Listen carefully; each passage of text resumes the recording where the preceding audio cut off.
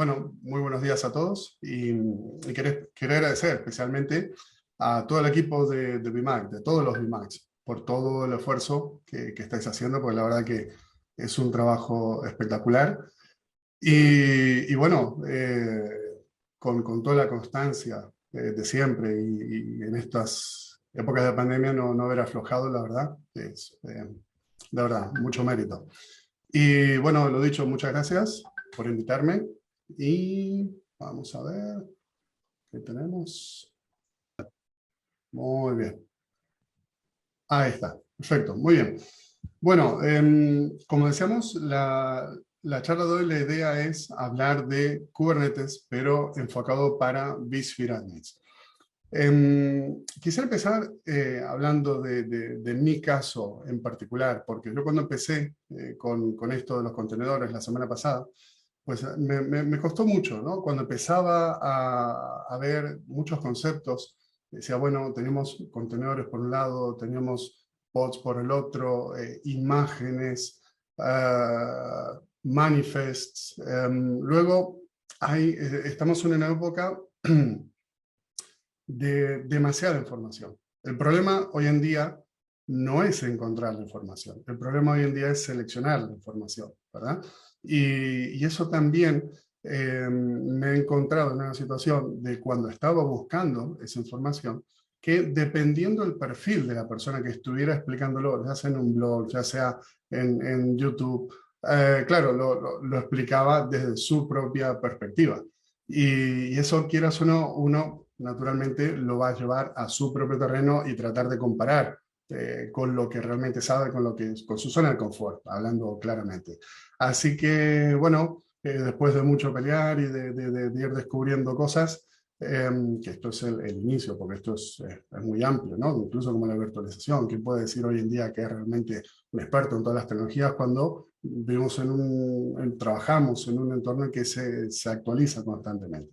Entonces, me pareció buena idea ir trabajando sobre una base de explicar Kubernetes, pero para un sysadmin. ¿Sí? En este caso serían vSphere admins, mejor todavía. Y vamos a ver una serie de analogías y de definiciones de conceptos que espero y deseo que eso pueda ayudar a entender, a absorber mejor el conocimiento. Si me permitís, me voy a presentar. Mi nombre es Fede Sinali, como hablábamos recién con Raúl, casi bueno, por contrato los amigos me llaman Fede, así que por eso decía recién Raúl. Bueno, la verdad es que me dedico a varias cosas, todas relacionadas con el mundo de VMware, para lo que es aquí en EMEA, trabajo como instructor externo hace muchos años para VMware EMEA, impartiendo formación de lo que es España, Europa, Norte de África, Oriente Medio. Luego soy miembro del equipo de Cloud Solutions Architect de Adistec para todo lo que es Américas. Bueno, y siempre alguna otra cosa surge, ¿no? Porque bueno, trabajo por mi cuenta. Y cuando tengo tiempo libre, me gusta colaborar con la comunidad. Me siento, la verdad, muy identificado, muy agradecido. Siento mucha empatía por la gente que colabora con la comunidad y sobre todo en nuestro idioma, que es muy importante. Así que, bueno, suelo colaborar con BIMAX, he hecho alguna que otra presentación en los VMworks, participé en los dos proyectos de los libros solidarios de Cloud, VMware por vExperts y Cloud por vExperts, y desde hace un par de añitos, un poquito más, estoy copresentando junto con mi compi Héctor Herrero un podcast para ti en iVoox. Así que bueno, esta es la agenda que tenemos para hoy. Vamos a empezar, como he comentado recién, con una serie de analogías, de comparar qué es lo que nosotros ya conocemos en el mundo vSphere o en el mundo VMware y a qué se podría parecer y por qué puede ser igual, por qué puede ser parecido o tal vez por qué es diferente del mundo Kubernetes. Entonces, poco a poco vamos a ir haciéndonos esa idea, esa foto mental, y vamos a llegar hasta un punto de lo que sería un entorno de Kubernetes básico, simple. Ya cuando vamos a tener esa idea de todos los componentes, cómo está compuesto ese clúster de Kubernetes y vamos a estar familiarizados con lo que sería el workflow, desde la creación de una imagen, la creación de un deployment, por ejemplo, y algunos objetos dentro de Kubernetes, vamos a llevarlo al mundo de vSphere con Tanzu. ¿Para qué? Para que nos suene ese entorno, que nos suenen los nombres, que a ver qué es un Supervisor Cluster, para qué sirve, qué es un Cluster API, qué es un Tanzu Kubernetes Grid o un cluster de TKC, por ejemplo. Y bueno, veremos alguna que otra funcionalidad que yo creo que nos va a gustar. Y bueno, a medida que voy explicando, si queréis ir dejando preguntas, luego los compañeros me las van a ir pasando. Vamos a ver cómo gestionamos el tiempo. Muy bien. Entonces, primero, tenemos por un lado una máquina virtual y un contenedor. ¿Es lo mismo? Evidentemente no es lo mismo, ¿sí? En el caso de una máquina virtual, nosotros ya sabemos que es una máquina virtual. De hecho, a las máquinas virtuales podemos decir que las cuidamos, se caracterizan por tener discos persistentes, por tener direcciones IP estáticas, tienen su registro de nombre también. Les hacemos copias de seguridad, las monitorizamos, las tenemos muy controladas, porque son, vamos a decir, únicas. Hablaremos luego de lo que es la alta disponibilidad. Ahora, en el caso de un contenedor, no pod, hablaremos del pod, en el caso de un contenedor, en este caso hablamos de una paquetización de una aplicación con todas sus dependencias. Hablamos de dependencias, hablamos de lo que es la propia plataforma, por ejemplo, si es un código que también estaría dentro de las capas de esa imagen, de ese contenedor, dentro de esa imagen podría estar primero en lo que es el sistema operativo de base, que por lo general suele ser Linux. Luego tenemos lo que serían las dependencias, por ejemplo, una instancia de Nginx puede ser un Apache, una base de datos, etcétera. El código y tal vez ficheros de configuración. Entonces, en ese empaquetado de esa instancia, de ese contenedor, vamos a tener todo lo que necesitamos para ejecutar esa instancia de ese contenedor. Entonces, un contenedor es portable. Uno puede decir, bueno, pero una máquina virtual también es portable. Correcto. Una máquina virtual es portable siempre y cuando la estemos moviendo por un hardware VMware, en este caso, en el caso de nuestro hipervisor, ¿verdad? Pero en el caso de los contenedores, esto ya es mucho más portable. Ya se acabó eso de que al desarrollador le funciona y al cliente no le funciona. No, eso ya se acabó. Y estamos hablando además que una imagen de un contenedor consume muy pocos recursos y que se enciende en cuestión, en algún caso puede ser en cuestión de milisegundos. Ya tenemos mucha eficiencia en ese sentido en las máquinas virtuales, pero en el contenedor vamos un paso más allá. Y en este mundo de un entorno tan dinámico, cuando las aplicaciones se están reescribiendo, ¿para qué? Para trabajar sobre la base de microservicios, lo que se hace es a esas aplicaciones monolíticas se las divide en múltiples pequeñas partes. Esas pequeñas partes van a terminar siendo instancias de contenedores que vamos a poder hacer crecer de forma horizontal. Nosotros en el caso de las aplicaciones monolíticas, que son las que normalmente funcionan o funcionaban en las máquinas virtuales, ese crecimiento por lo general era vertical, le agregábamos CPU, RAM, disco, lo que sea, a esa instancia, a esa máquina virtual. Pero en este caso ya el hecho de utilizar contenedores sobre una base de microservicios lo que nos permite es hacer crecer a la parte que necesitamos de esa aplicación en particular. Y a la vez le podemos dar alta disponibilidad, podemos hacer un crecimiento elástico y demás. Bueno, tal vez por comparar lo que es una máquina con un contenedor, ya un poquito más técnicamente hablando, nosotros en el entorno VMware, bueno, podemos crear máquinas virtuales utilizando el vSphere Client, podemos utilizar PowerShell, podemos utilizar API, ¿por qué no? O Virtualized Orchestrator, Automation, Ansible, Terraform, lo que sea. Esa máquina virtual va a tener una configuración, un fichero VMX, pero normalmente en el día a día nosotros no empezamos con el VMX, sino que creamos una máquina virtual, lo que luego terminará siendo un template, ¿sí? Nos manejaremos con los templates. En el caso de los contenedores, esos contenedores parten de lo que se conoce como una imagen. Entonces, en esa imagen es donde van a estar definidas todas las capas que arrancan con el sistema operativo, las dependencias, el código, ficheros de configuración, parámetros, etcétera, etcétera. Y de esa forma es como se empieza la construcción de una imagen. Muy bien, ahora, una vez que ya tenemos una imagen de una máquina virtual, perdón, una imagen de un contenedor, hay que dejarlo en un sitio. Así como nosotros, una máquina virtual, como tenemos un template, lo dejamos en un repositorio, puede ser un data store o un content library, pues esas imágenes van a ir a un registro o a un registry. En el entorno VMware dentro de Tanzu utilizamos hardware, que en ese caso hablamos de un registry privado que puede estar replicado, que le podemos hacer escaneos de seguridad, trabaja sobre la base de role-based access, se crea dinámicamente cuando instalamos vSphere con Tanzu, bueno, espectacular. Es de VMware y forma parte de lo que sería el CNCF, de todo lo que es la comunidad de aplicaciones basadas en código abierto. Entonces, lo que van a hacer los desarrolladores va a ser crear esas distintas imágenes de sus aplicaciones, en las cuales cuando necesitan actualizar algo, ya sea parte del código, pues crearán una versión nueva de esa imagen y la subirán al registro.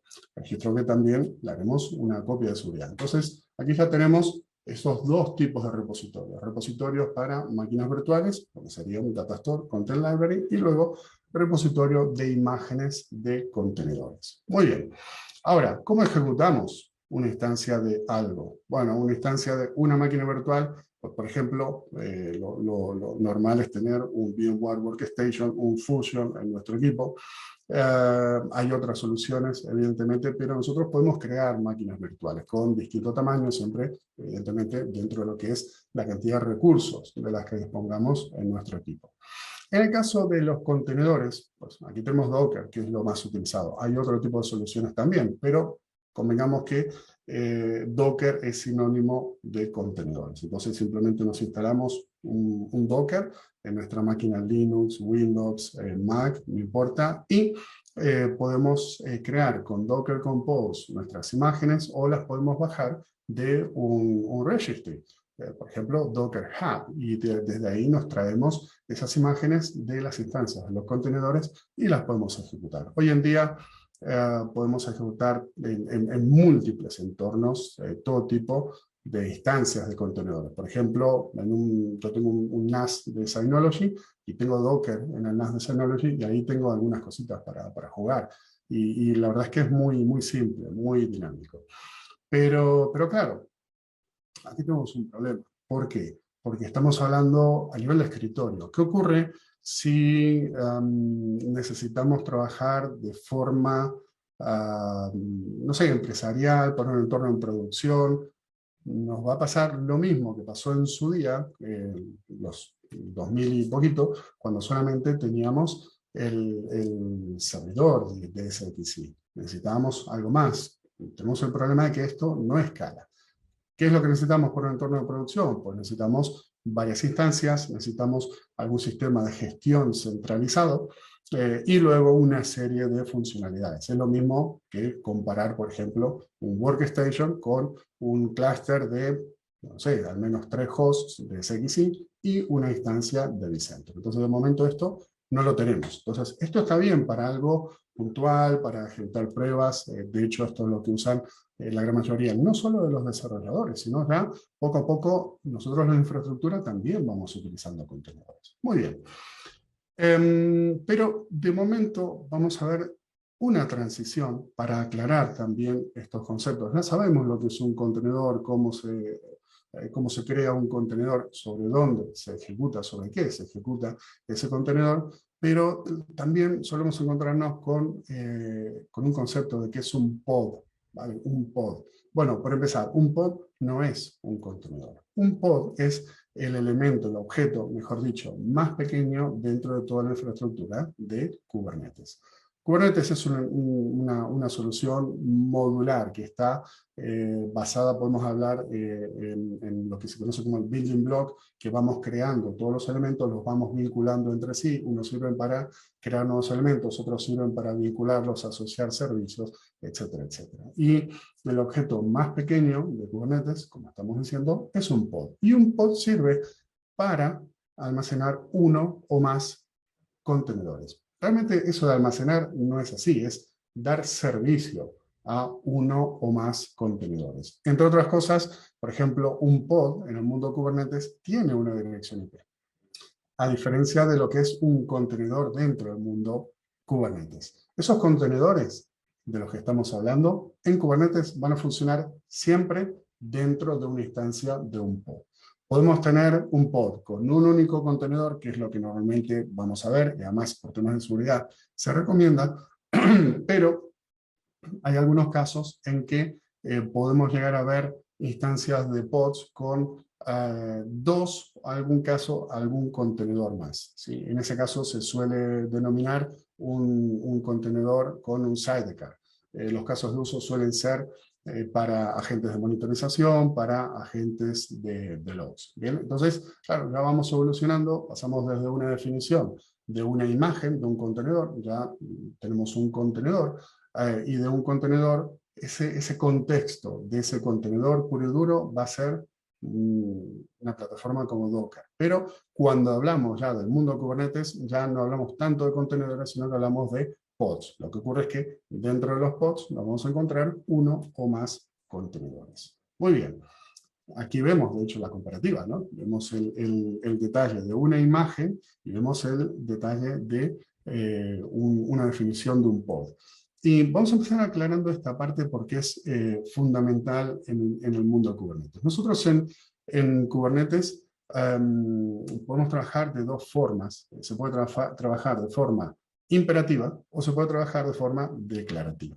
¿Cómo es eso de trabajar de forma imperativa? Simplemente lanzando un comando con kubectl, que ya hablaremos, y le decimos, pues, kubectl create tal contenedor, que será un pod, ¿vale? Basado en una imagen. Entonces vamos a necesitar tener acceso a ese registro del que estábamos hablando, pero le estamos diciendo que se encargue de esa tarea en concreto.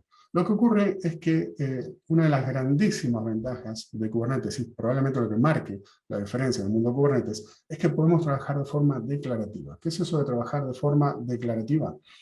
Normalmente utilizamos la analogía de un climatizador. Cuando nosotros tenemos un climatizador en un coche, por ejemplo, simplemente le indicamos la temperatura que queremos y punto. Ya el coche se encargará de chequear la temperatura actual, verificar qué es lo que nosotros hemos puesto, el estado deseado de la temperatura, y el coche ya sabrá si tiene que poner calefacción, si tiene que meter aire y si lo tiene que ir ajustando. Será un problema del coche. Bueno, en este caso es exactamente igual. Cuando trabajamos en Kubernetes de forma declarativa, presentamos un manifiesto o un manifest, ¿sí? Que es un fichero como el que tenemos aquí en la definición del Nginx, con extensión YAML, y donde le definimos cosas como el tipo de objeto, como le definimos, aquí tenemos el tipo de objeto, como le definimos metadata, que es muy importante el metadata, ahora vamos a hablar por qué, el nombre, propiedades, y fijaros esto, aquí está la imagen. Esa imagen es lo que va a generar el equipo de desarrollo con un comando de Docker Compose en base a esta definición de contenedor. ¿Bien? Así que, bueno, podemos decir que con Docker Compose se almacena esta imagen en un registro y luego otro equipo, que ya hablaremos luego, que es un worker node, accederá a ese registro para traerse esa imagen y desplegar lo que sea, en este caso una instancia de un pod. Y esto es lo bueno, nosotros simplemente le decimos, mira, te entrego este manifest y vas a tener que cumplir con esto. Creación de un pod, creación de un daemon set, creación de un deployment, de un replica set, un secret, un config map, lo que sea, ¿vale? Y ya será problema del clúster de Kubernetes hacer cumplir ese estado deseado, con el número de réplicas, con determinadas características. Entonces aquí ya vamos a poder comparar lo que es un host de CXI, en donde nosotros ejecutamos máquinas virtuales de momento, y luego en el mundo Kubernetes vamos a tener lo que se conoce como un worker. En Kubernetes tenemos dos partes. Tenemos el control plane, están todas las máquinas que llevan el control, ¿verdad? De ese clúster de Kubernetes, y tenemos el data plane donde están los workers, que son los que aportan esos recursos de cómputo. En este caso, a cómputo, almacenamiento, red, a las instancias de los pods. ¿Por qué decía de momento tenemos solamente máquinas virtuales? Bueno, porque cuando trabajamos con vSphere con Tanzu, cuando además tenemos en ese clúster los servicios de NSXT, tenemos la posibilidad de trabajar con lo que se conoce como vSphere Pods. Y ahí es cuando somos capaces de desplegar pods de forma nativa en un hipervisor de SXI. Bueno, espectacular, ¿no? Bueno, de momento entonces podemos comparar lo que es un host de SXI con un worker, o también conocido como worker node, que es lo que aporta recursos de cómputo, almacenamiento y red dentro de eso. Bueno, ahora llega la parte de lo que conocemos como el management plane y también el control plane. En el caso de vSphere, pues ya sabemos que está nuestro vCenter con su base de datos, todos sus servicios. Hay determinados servicios como, por ejemplo, DRS, que necesitamos que esté el propio servicio de vCenter. Necesitamos también que esté vCenter para que seamos capaces de crear objetos como un switch virtual distribuido, etcétera, etcétera. En el caso de Kubernetes, lo que vamos a tener van a ser una o tres, por lo general suele ser así, una o tres, también se puede dar 5 instancias de lo que conocemos como masters, ¿sí? los master nodes. Y esos son los que definen la parte del control plane, la funcionalidad del propio clúster de Kubernetes. Muy bien. Entonces, claro, si nosotros empezamos a mirar un poco detenidamente, ¿a qué nos hace acordar? Seguramente más de uno se estará acordando, esto se parece a NSXT, a la parte a lo que es el control plane, el management plane de NSXT, ¿verdad? Bueno, efectivamente, esto es así. Estas instancias tienen varios componentes, que ahora los vamos a ver. Entre ellos tienen una base de datos, que es etcd, que replica con las otras instancias. De hecho, cuando desplegamos un clúster de Kubernetes con 3 nodos, implícitamente se crea una IP virtual con un load balancer para el servicio de API, el cual atiende las peticiones de cualquier sistema que se quiera conectar a Kubernetes. Y bueno, aquí tenemos la comparativa. Vemos que por un lado tenemos el Visual Client y por otro lado, ¿cuál es la herramienta nativa para trabajar con Kubernetes? kubectl.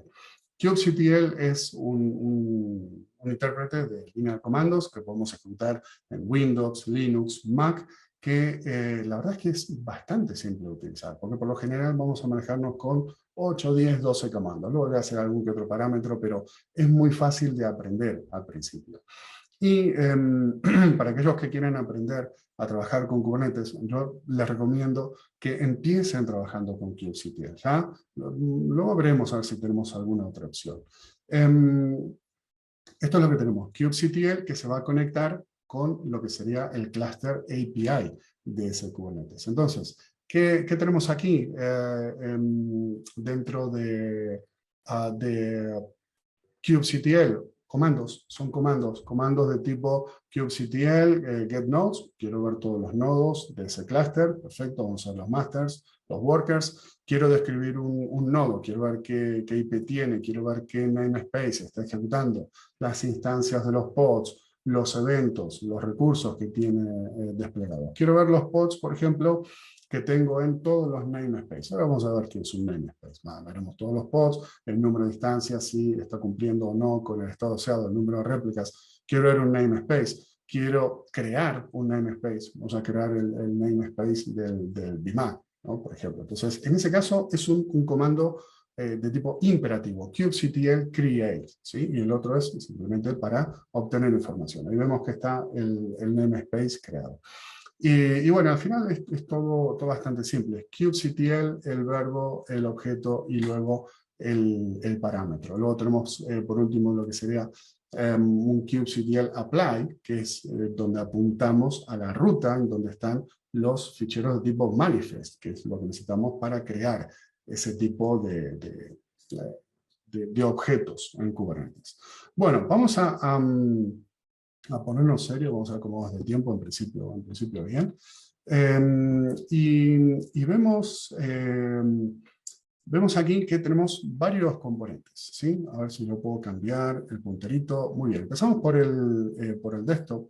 Aquí no me quiero meter en el lío de quién va a ser o qué perfil va a ser el que se encargue de tal cosa, porque en algún caso puede ser un desarrollador, en otro un DevOps, en otro un SRE, en otro el equipo de operaciones. Realmente eso en muchos casos depende de la cultura tecnológica de la empresa, depende de cómo esté armado el equipo técnico, porque esto es algo interesante dentro de Kubernetes.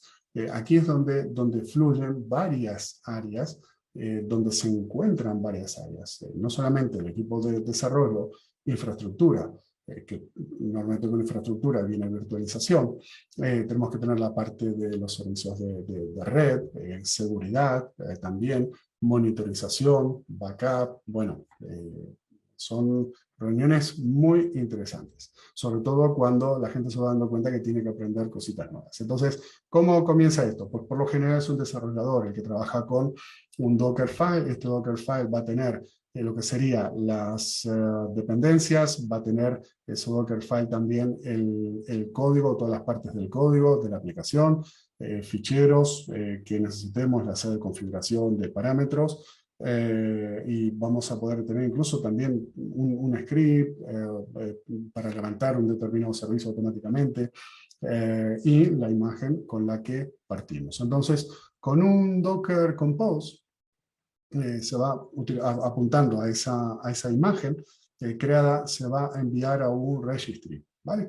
Ahí es donde vamos a almacenar esas imágenes de los contenedores. Perfecto, muy bien. Entonces, antes de ver cómo sigue el workflow, vamos a explicar de forma simple cómo son estos elementos dentro de un clúster de Kubernetes. Por un lado, tenemos lo que es el control plane, aquí, con instancias, que si es una prueba de concepto, pues desplegamos una perfectamente, pero si va para producción, pues seguramente vamos a desplegar 3, y en principio debería ser suficiente. Además, también en un entorno como Tanzu, por ejemplo, podemos definir los tamaños, los tags de esas instancias de máquinas virtuales, porque van a ser máquinas virtuales.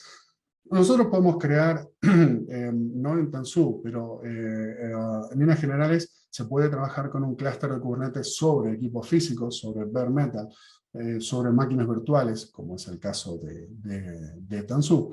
Y también podemos consumir clúster de Kubernetes en modalidad SaaS, como esas soluciones de Kubernetes basadas en servicios nativos cloud, ¿no? Ahí es donde nosotros no vemos las máquinas virtuales, simplemente vemos instancias de master nodes y de worker nodes. En este caso, en el mundo Tanzu, serán máquinas virtuales. Muy bien. Entonces decíamos que por un lado tenemos el control plane por aquí, y por otro lado tenemos el data plane, porque es donde vamos a mover la data. Y estos son los workers, que es lo que aporta esa cantidad de recursos, de cómputo, almacenamiento, red y servicios de red, cosa muy importante también. Bueno, vamos a hablar primero del core de cualquier servicio, cualquier clúster de Kubernetes, es el API. Ese API es el corazón de Kubernetes, es todos los elementos, las entradas de peticiones, todos los controles, actualizaciones, eventos, todo, absolutamente todo pasa por el API. Es como mi mujer en mi casa, ¿no? La que decide todo, todo pasa por ahí. Muy bien. Bueno, esa instancia de máster va a tener no solamente estos elementos, estos de forma simple, ¿vale? Pero esta instancia, mejor dicho, cada instancia de master node va a tener todos estos elementos. Y luego se va a repartir a nivel de clúster las tareas. Bueno, otro elemento muy importante en Kubernetes es la base de datos etcd. Es una base de datos de tipo key-value que está preparada para trabajar en modo clúster, replicando a nivel de base de datos con otras instancias, y es fundamental en un entorno como Kubernetes cuando se necesita validar el estado deseado contra el estado actual. Todo el estado actual se almacena en la base de datos etcd, por ejemplo. Y hablando del estado deseado, aquí tenemos el controller. El controller es el componente de Kubernetes que se encarga de hacer cumplir el estado deseado. Es cuando trabajamos con los manifests, ¿sí? Y constantemente ese controller, siempre a través de la API, va a consultar con la base de datos etcd, va a decir, bueno, a ver, ¿cómo estamos? ¿Estamos bien? ¿Tenemos el número de réplicas que necesitamos? ¿Tenemos los pods que necesitamos? ¿Estamos cumpliendo con los recursos que nos han pedido en el deployment, por ejemplo? Bien. Si hay que hacer un cambio, pues el controller, vía API, pues ejecutará el cambio. Muy bien. Hablando de recursos, tenemos el scheduler. Y aquí ya sí que podemos comparar este scheduler con el scheduler de vCenter. ¿Para qué sirve el scheduler de vCenter? Pues sabemos que cuando trabajamos con DRS, todas esas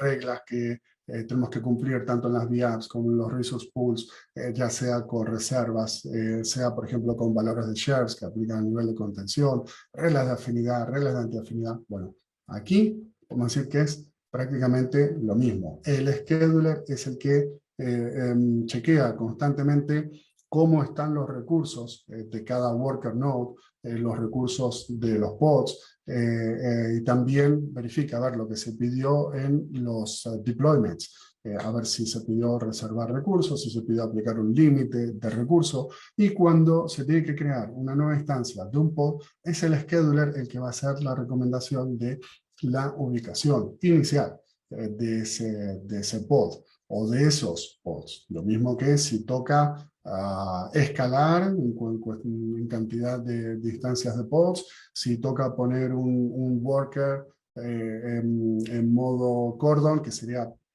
la previa a modo mantenimiento, y luego lo ponemos en modo drain para evacuar esos pods que en realidad no se evacúan, sino que se van a matar esos pods y se van a recrear en otros workers. Toda esa redistribución de los destinos, de eso se encarga el propio scheduler. Muy bien. Luego tenemos los workers, que aquí tenemos el kubelet, que vendrá a ser el agente de cada instancia del worker. Aquí lo tenemos fácil. El kubelet vendría a ser como el VPXA, que tenemos en cada host de SXIN, que se conecta con el VPXD que tenemos en el vCenter. ¿Vale? Y aquí vendría a ser, en esta parte es como si fuera el VPXD. Y lo que pasa es que también tenemos otro elemento, que vendrá a ser como el host D, que tenemos en cada host de SXI, el que se encarga de realmente la creación de las máquinas virtuales, de todas las operaciones. Ese es el Container Runtime Engine, ¿sí? Que es algo así como un modulito, no un mini Docker, pero algo parecido, dentro de cada worker, que es el que en definitiva se va a encargar de la creación de esos pods.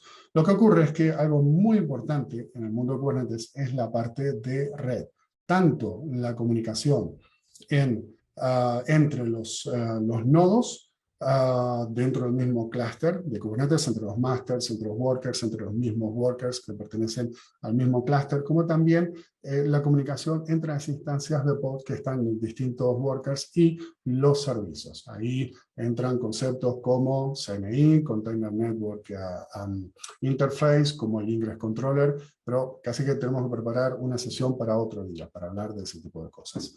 Bueno, entonces, ¿qué ocurre? Aquí ya alguien, vamos a decir, de equipo de operaciones, vía kubectl, dice, mira, ¿sabes qué? Te dejo este manifest que aquí ya yo te especifico lo que quiero. Ok, eso lo va a recibir el API, va a haber una autenticación, autorización, luego pasa, se almacena en la base de datos etcd, el controller dice, anda, mira, pero si no coincide el estado actual con el estado deseado, ¿qué tenemos que hacer? Pues el deployment, ¿no? Que nos han pasado. El scheduler dice, bueno, a ver, déjame ver, hacemos estos cálculos, tengo estos recursos, venga, vamos a desplegarlos en estas instancias de los workers. Entonces el API va a hablar a través de la red con el kubectl y le va a decir, mira, tienes que crear esto y esto y esto y de esta forma. Perfecto, el kubectl entonces le pasa la tarea al Container Runtime Engine, y este Container Runtime Engine, que es el que se encarga de la creación y el chequeo de los pods, dice, vale, pero tengo que desplegar una instancia de un pod con un container del cual no tengo esa imagen. Entonces, ¿qué tiene que hacer? Pues esto tiene que ir a buscar a ese registry y tiene que traerse esa imagen. Y luego, cuando ya contiene ya tiene esa imagen, ahí se va a encargar de crear uno o más pods. O tal vez el worker 1 crea un pod y el worker 3 pues crea otros 2 pods. Eso lo define el scheduler, que por cierto, también podemos crear reglas de afinidad y antiafinidad en el mundo Kubernetes, incluso es un poco más extenso, si cabe. Bueno, vamos un poquito más allá, me estoy quedando sin tiempo. Tenemos un pool de recursos, ya sabemos lo que es un pool de recursos en el entorno vSphere, pero podemos hacer una cierta comparación con un namespace. Un namespace viene a ser en Kubernetes como una partición lógica dentro de un clúster de Kubernetes. ¿Qué ocurre? Cuando tenemos una aplicación nueva, pues así como normalmente creamos una carpeta para dejar los ficheros, pues en Kubernetes se crea un namespace. En ese namespace se le puede definir primero los recursos, cuánto va a tener de CPU, cuánto va a tener de RAM, cuánto va a tener de almacenamiento, qué calidad de almacenamiento. Esa calidad de almacenamiento está identificada como una storage class y se vincula ese storage class en vSphere con un Virtual Machine Storage Policy, ¿sí? Y vamos a definir evidentemente quién va a tener acceso, o sea, basado en roles y demás. Y bueno, aquí vemos, tenemos la vista de un namespace dentro de lo que es un entorno de vSphere con Tanzu. Así, otro asunto muy importante en Kubernetes son las etiquetas. Nosotros en vSphere tenemos las categorías, las etiquetas, las cuales podemos utilizar para trabajar con PowerSLI, podemos utilizarlas para crear Virtual Machine Storage Policy, por ejemplo, para trabajar con reglas de firewall de NSX.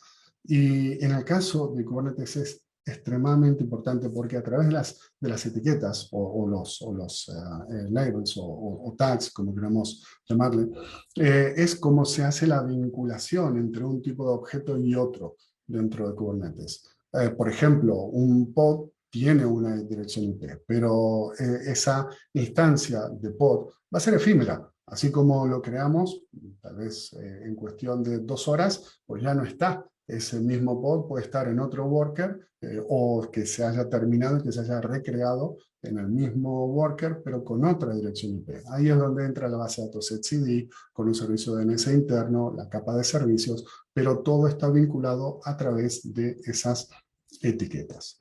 Otro asunto muy importante también es la parte de almacenamiento. Nosotros en las máquinas virtuales, pues, ¿qué tenemos? Tenemos un disco virtual, lo utilizamos con data stores, pero bueno, cuando apagamos la máquina virtual, cuando revisamos la máquina virtual, la información sigue ahí. Además, hacemos copia de seguridad de esos objetos, ¿no? De máquinas virtuales, configuración, discos, etcétera. Pero en el mundo Kubernetes nosotros tenemos 2 tipos de pods. Tenemos los no persistentes y tenemos los persistentes. Aproximadamente el 80% de las instancias de los pods en el mundo Kubernetes van a ser no persistentes. ¿Eso qué significa? Significa que se van a crear esas instancias de contenedores dentro de los pods, va a ejecutar el código de la aplicación, puede generar unos logs, unos eventos, bien, va a prestar servicio, pero luego cuando se elimina, pues se elimina y punto. Aquí no ha pasado nada. O sea que no va a persistir esa información. ¿Qué ocurre? Habrá algunas instancias de la parte de backend de las aplicaciones que tal vez necesiten ejecutar bases de datos, por ejemplo, y que necesiten esa persistencia de datos. Para eso es donde están los persistent volumes. ¿Sí? Tenemos el PV, es un persistent volume. Luego tenemos persistent volume claim, que es el que como que vincula digamos un persistent volume existente, y luego hacemos en la definición del pod o del deployment, llamamos a través de las etiquetas, como hemos visto recién, a ese persistent volume claim. Esa sería una forma manual o estática de asignar discos persistentes a instancias de pods. Pero por lo general lo que se suele usar es un método dinámico a través de las storage class. Y a diferencia de los volúmenes no persistentes, que realmente trabajan con almacenamiento local de los worker nodes, los volúmenes persistentes tienen que ser presentados de forma compartida para todos los workers. Porque claro, yo igual puedo tener en el primer worker un pod, igual de repente se termina ese pod ahí, se tiene que ejecutar la misma instancia del pod en el worker número 2. Pues el worker número 2 tiene que tener esa capacidad de acceder al mismo volumen, que será como un VMDK en un data store, para la misma instancia del pod. Por lo tanto, es diferente. Podemos trabajar con distintas categorías, como si fueran clases, ¿no? Gold, Silver, Bronze, y podemos especificar el límite también. Bueno, otra comparativa que en realidad no es correcta, o sea que la he puesto para explicar por qué no es correcto, es tal vez comparar la alta disponibilidad. Nosotros podemos tener vSphere HA, tenemos fault tolerance, que bueno, ya casi no se ve, ¿no? El fault tolerance en las organizaciones. Pero bueno, eso lo utilizamos para alta disponibilidad. ¿Cómo gestionamos la alta disponibilidad en el mundo Kubernetes? En base a réplicas. Una réplica no es ni más ni menos que otra instancia u otras instancias adicionales de un pod.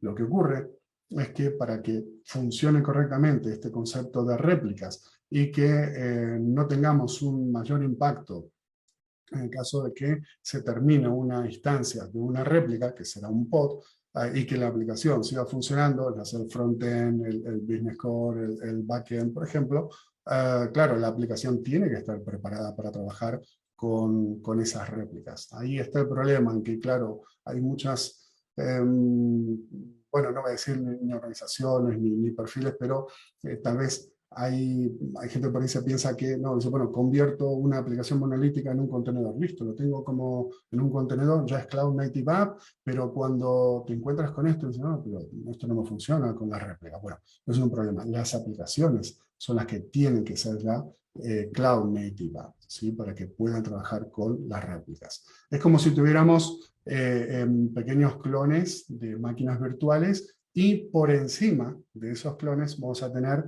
servicios. Esos servicios puede ser un clúster IP para servicios internos o un load balancer, que es lo que normalmente utilizamos como para dar acceso de forma perimetral al clúster de Kubernetes y permitir que se acceda a la parte de frontend de esa aplicación. Muy bien. Me queda muy poquito tiempo, vamos a la parte de vSphere con Tanzu. Simplemente quiero aclarar conceptos, ahora que estamos ya familiarizados con estos objetos dentro de Kubernetes. ¿Qué tenemos aquí? Pues aquí tenemos un clúster de vSphere. Cuando instalamos vSphere con Tanzu, ese vSphere con Tanzu lo tenemos que instalar en un clúster de vSphere. Necesitaremos un mínimo de 3 nodos, aunque se recomienda 4, y si es visa en el almacenamiento, pues utilizaremos 4 nodos.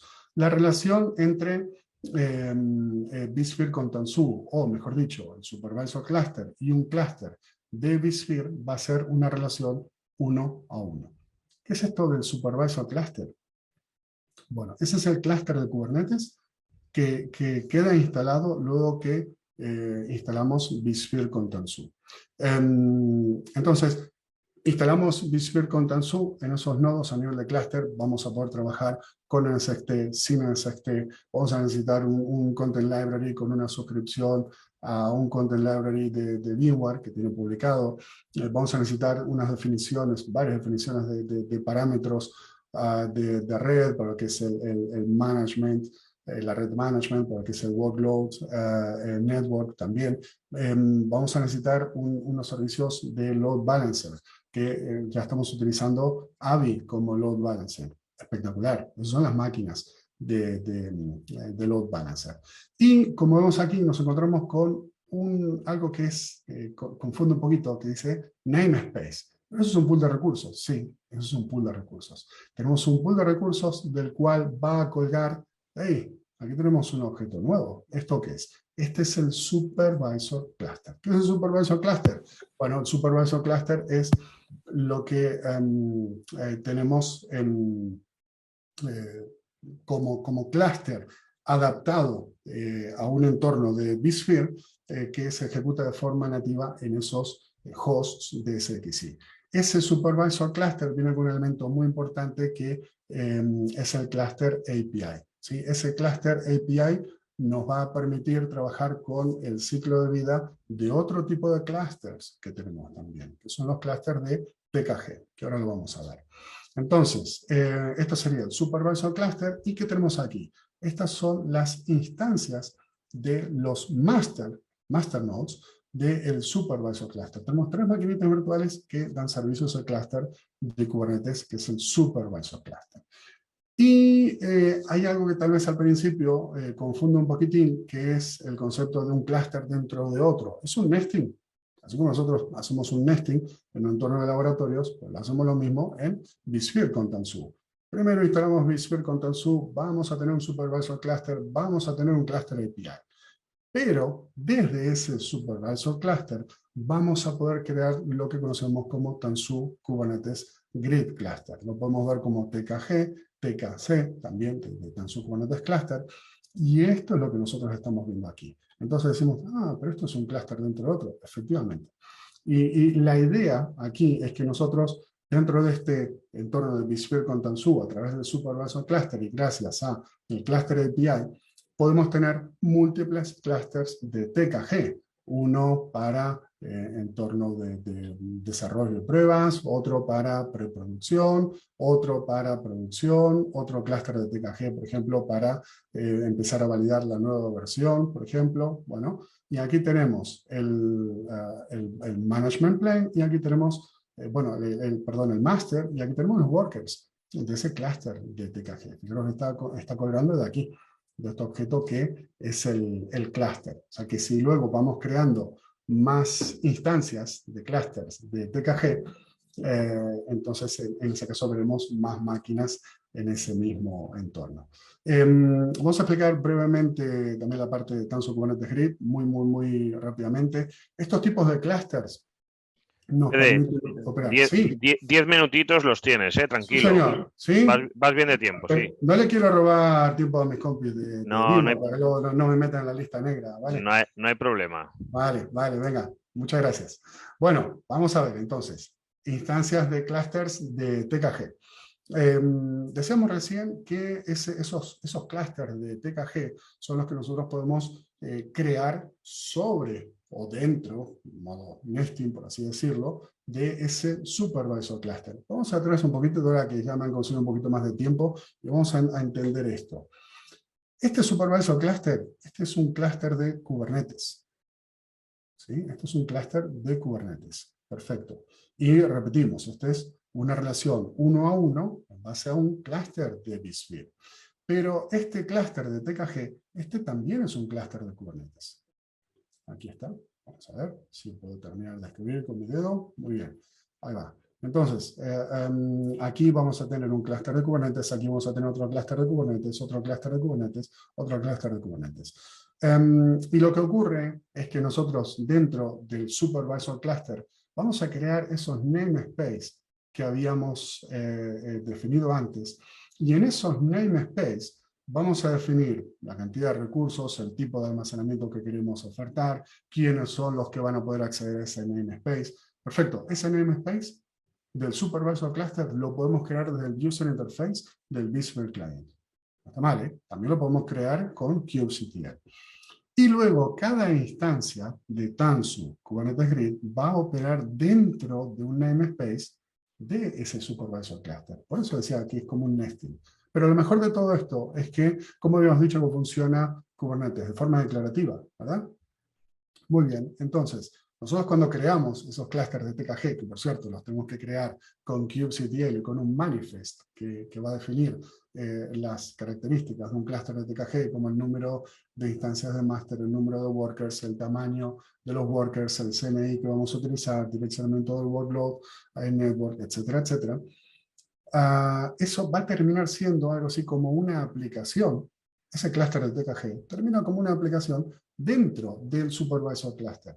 Y como lo hemos definido con un manifest, el Supervisor Cluster va a encargarse de que se cumpla el estado deseado de ese clúster de TKG. Por lo tanto, que también va a encargarse de que todas las instancias de los masters y de los workers operen correctamente.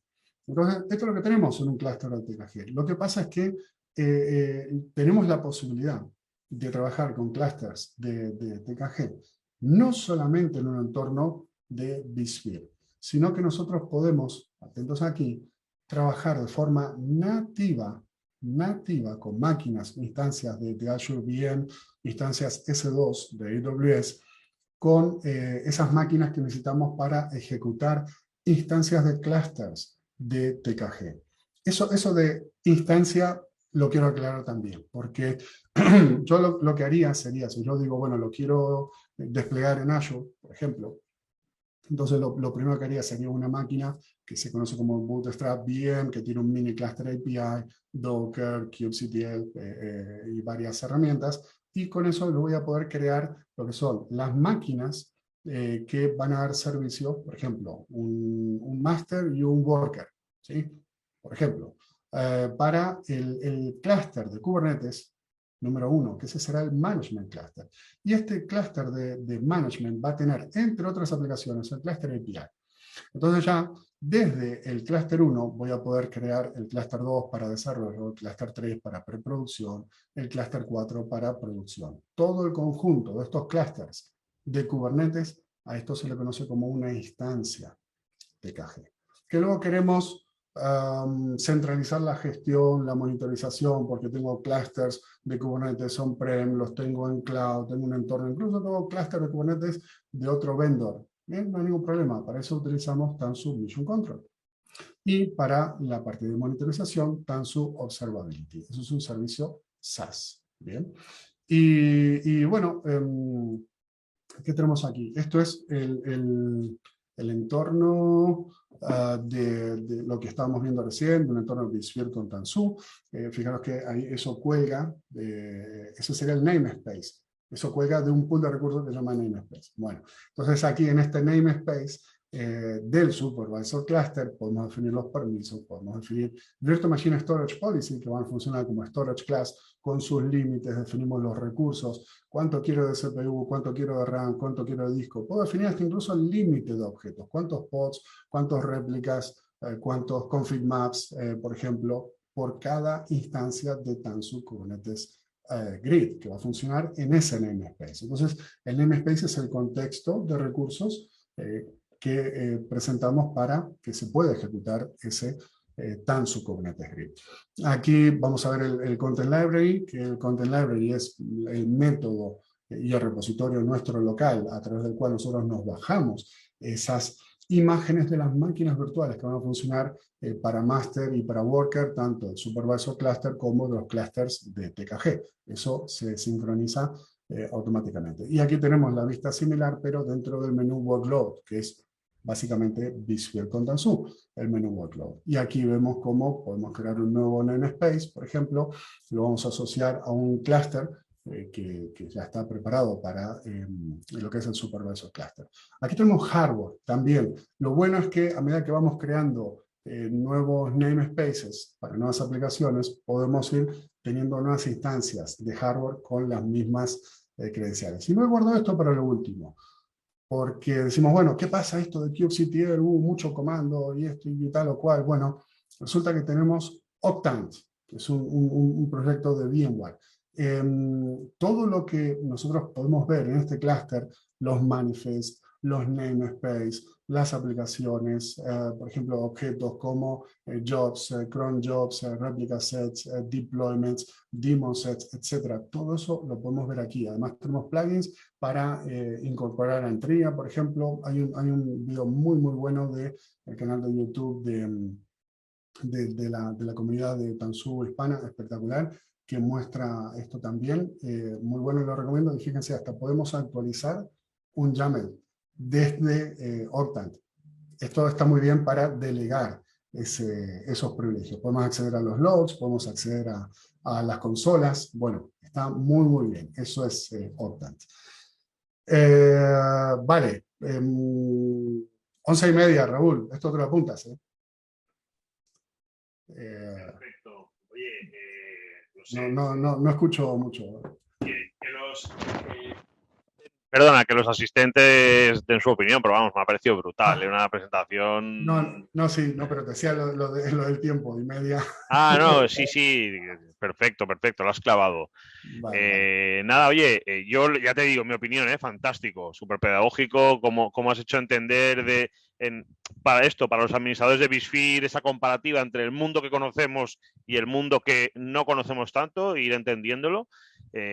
Hasta esta última parte, me parece increíble. Vamos, tengo ganas de volver a ver el vídeo luego y volver a digerirlo con tranquilidad. Otro día vemos uno de networking, que es una parte complicada. Eso, correcto, correcto, ampliamos. Pero presencial, ¿no? Ah, Venga, la próxima lo hacemos presencial, contamos contigo. por supuesto. Te has ofrecido. Por supuesto, por supuesto.